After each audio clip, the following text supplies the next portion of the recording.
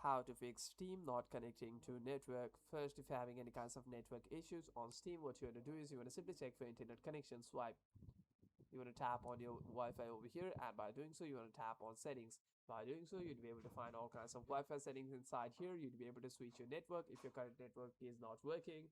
And once you have a secure network, what you want to do is you want to simply go back to the Steam application or the website over here.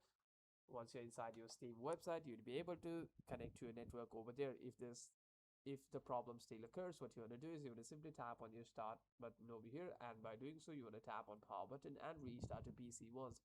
And once the PC has been restarted, you shouldn't be facing any kinds of problem. However, if you do, you're gonna simply tap on your profile over here and tap on games over here, and by doing so you want to simply clear your download cache over there, and you want to simply try again over here, reload the website, and you shouldn't be facing any issues. Hope this video was helpful, and if you have any further questions, make sure to leave a comment down below, and I'll see you guys on the next one.